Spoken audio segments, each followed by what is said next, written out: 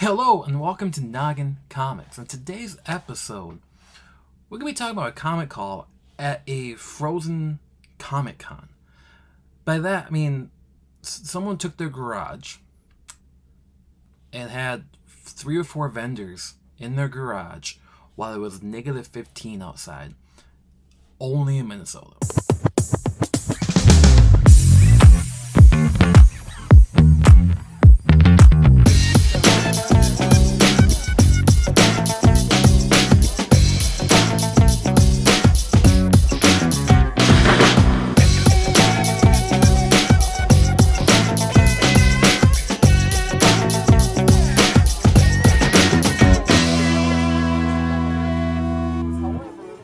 So I figure that there's a little caveat here.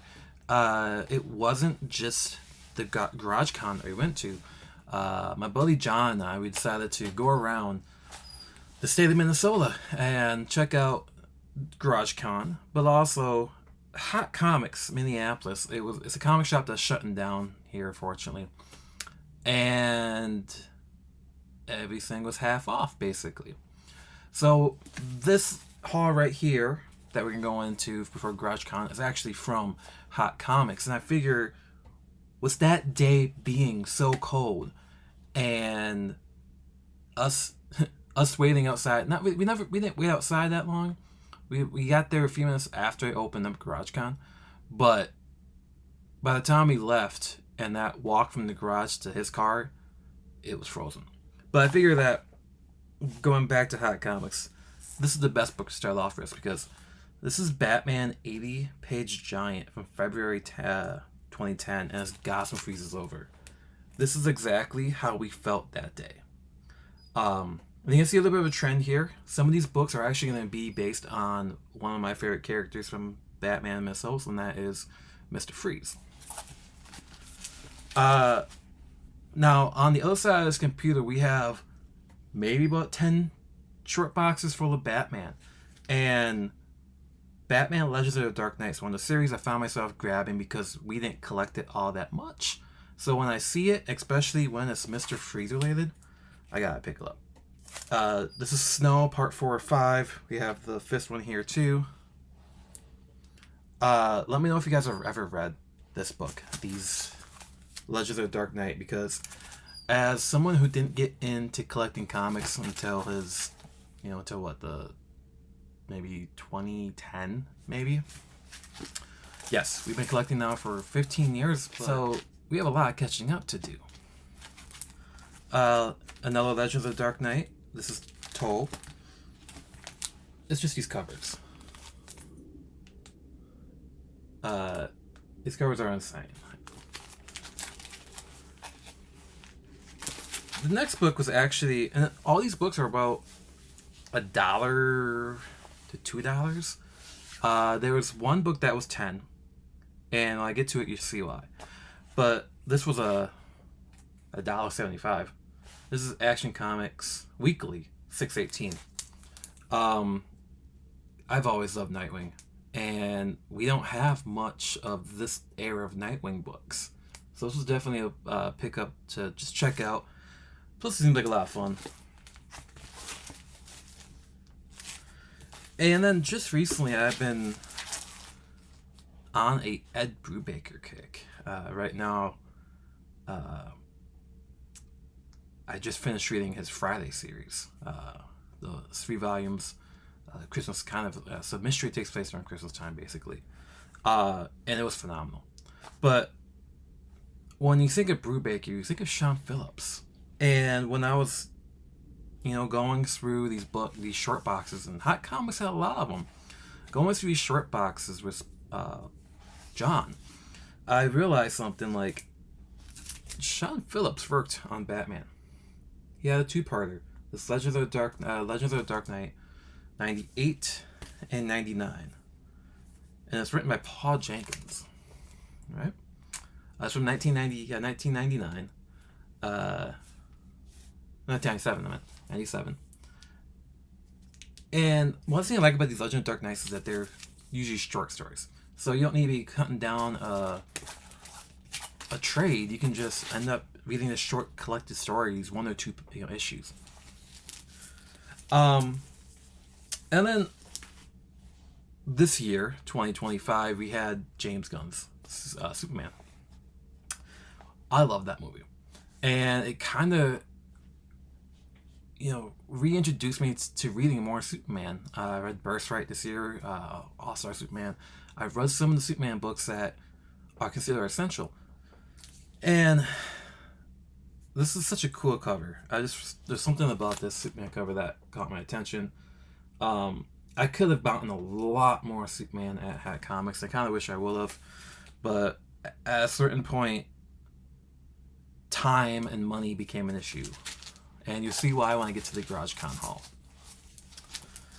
And then, I mentioned Minnesota. We're all Minnesotans, doing GarageCon and going to Hot Comics. All of us know Dan Jurgens. And sure enough, while at Hot Comics, I came across Shadow of the Bat, 88, Greg Rucka, Dan Jurgens, and Bill Sienkiewicz on this book. I think it's Poison Ivy. And when I picked this up, my buddy John, he was like, "Damn, that's a hell of a lineup in that book."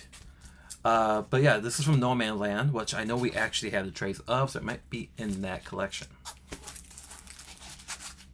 And then the final book that we got at Hot Comics is a book I've known about, but I wasn't gonna pay, exclusive variant prices for this book. They originally wanted $20 for it, but I've seen it for 10. And it's this beautiful Catwoman cover. It's Catwoman 78. And it's just Nathan Zerdy did this cover. We have a few of his comics on the wall because of Uncanny Experience. But damn, this cover. I mean, Catwoman all inked up. But yeah, that was a haul at Hat Comics. And while I grab the books from GarageCon, remember, like, comment, and subscribe. The more subscribers, the more we can do. The more likes, the more our channel expands. And in the comment section, we can actually communicate and have a good conversation with you guys in the comment section. That's what we want. But on to this very small GarageCon haul. And that's because, shout out to Go Big or Go Home. We work with Brad, the guy that runs Go Big Go Home, and he's a great guy.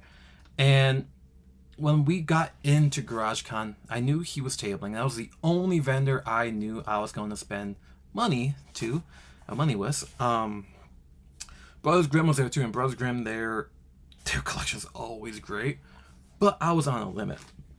So when I got there, I might maybe dollar books. I got $1 book. And that was My Name's Bruce. It's Bruce Campbell. If you've been watching the channel for some time, you know I'm a huge Evil Dead fan. And when I saw this book, instantly had to pick it up. I thought it was hilarious. It was for $1. But I got this for free, actually, because, well, I spent too much money.